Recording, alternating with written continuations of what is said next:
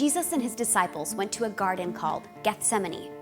Jesus prayed, "Father, if it is possible, take this suffering away from me, but only if it is part of your plan." While Jesus prayed, the disciples fell asleep. Jesus said, "Get up, it is almost time." Suddenly, Judas arrived with a large crowd. Judas betrayed Jesus by kissing him so the crowd would know who Jesus was. The crowd grabbed Jesus and arrested him. Jesus was led to the high priest. The religious leaders were trying to find a reason to kill Jesus, but they could not. The high priest asked, "Are you the Messiah, the Son of God?" Jesus replied, "Yes, that's right." The high priest said, "He has spoken against God. He deserves to die." The religious leaders refused to believe that Jesus was God's son. In the morning, the religious leaders led Jesus to Pilate, the governor. "Are you the king of the Jews?" Pilate asked. "Yes, that's right," Jesus replied. "What should I do with Jesus?" Pilate asked the crowd.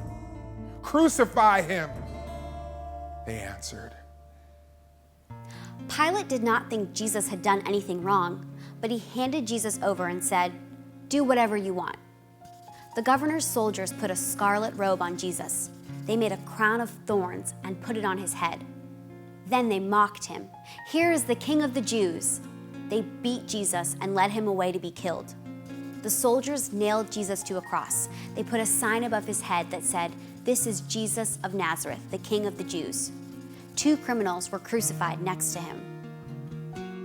Darkness covered the land. Jesus cried out, my God, why have you forsaken me?"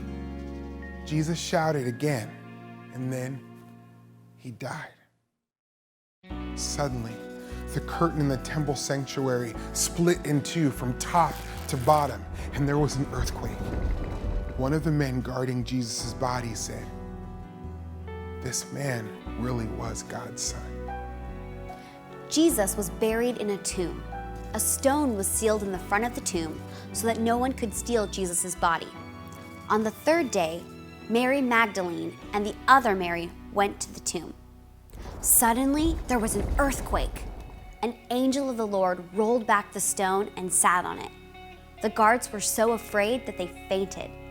The angel spoke to the women, "Don't be afraid. I know you are looking for Jesus. He's not here. He has risen, just like he said he would." The women left the tomb quickly. They ran to tell the disciples the good news. Just then, Jesus greeted them. The women worshiped him.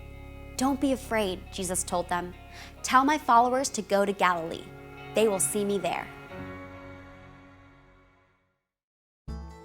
The death and resurrection of Jesus is the center of the gospel. We deserve to die because of our sin, but Jesus died in our place. Because Jesus is alive, we do not need to fear anything. Those who trust in Jesus have forgiveness and eternal life, and we can joyfully obey him.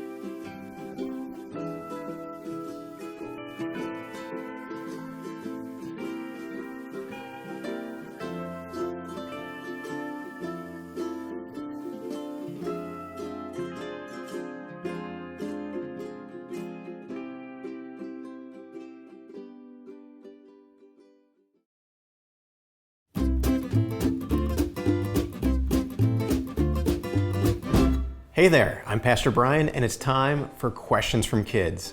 Ethan from West Valley City, Utah asks, I know that Jesus died on the cross to take the punishment we deserve for our sin.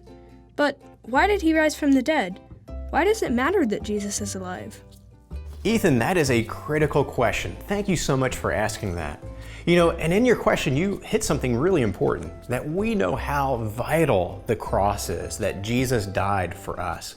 And a lot of times when we're talking about what Jesus did for us, we kind of focus on that. And it's true, it's vital. We need to understand it. But that's not all that Jesus did for us. That's not the full picture of the story that we need to understand. And so we understand that Jesus died, and that was how he paid the punishment that we deserved. That because of sin, everybody deserves to die. The question is our death going to be the one that God takes, or will he take somebody else's death, that of Christ? And so Jesus dying gives us that opportunity to have somebody else pay that punishment on our behalf. But there's more to it than that. Jesus didn't stay dead, and here's why that matters. Because Jesus, with him raising from the dead, that shows us that God the Father accepted his payment. That God looked at that death that Jesus paid and said, yeah, I'm satisfied by that. And it also shows us that Jesus defeated sin and death for us. That he didn't stay dead, so therefore we, when we trust in him, we do not stay dead as well, that we will have eternal life. We don't have to be afraid of death because we know we've been given life through Jesus. And we also know that Jesus has defeated sin, and so we don't have to continue sinning. We have the ability to say no to sin that we didn't have before. And so that's why Jesus raising from the dead is so important, not only for our hope in the gospel, but also for how we live every day. So since Jesus really did rise from the dead, how should that change how we live?